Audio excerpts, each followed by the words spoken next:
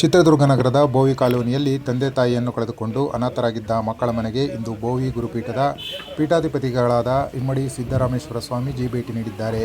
ಮೂವರು ಮಕ್ಕಳು ತಾಯಿ ಗೌರಮ್ಮ ಎಂಬ ಮಹಿಳೆಯನ್ನು ಕಳೆದುಕೊಂಡಿದ್ದರು. ಒಂದು ವಾರದ ಹಿಂದೆ ಅನುಮಾನಾಸ್ಪದ ರೀತಿಯಲ್ಲಿ ಸಾವನ್ನಪ್ಪಿದ್ದ ಮಹಿಳೆ.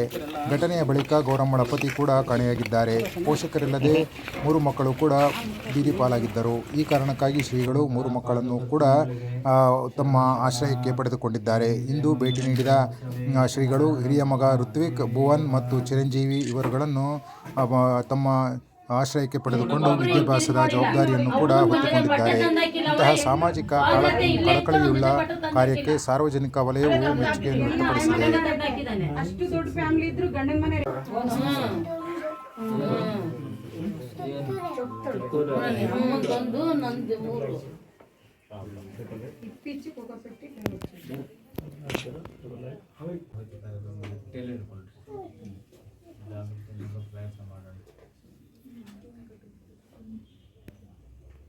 ಈ ದುಶ್ಚಟಗಳ ಭಿಕ್ಷೆ ಅಂತೇಳಿ ಒಂದು ಕಾರ್ಯಕ್ರಮ ಏನಾದ್ರು ಮಾಡಿ ಜಾಗೃತಿ ಮೂಡಿಸ್ತಾರೆ. ಬಟ್ ಯಾವುದೋ ಒಂದು ಹೊಟ್ಟೆ ಜಾಗೃತಿ ಆಗಬೇಕು.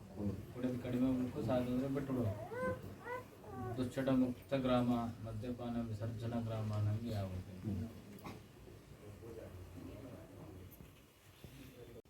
ಪೂರ್ತಿ ಮಠಕ್ಕೆ ಬಿಟ್ಬಿಡೋಣ.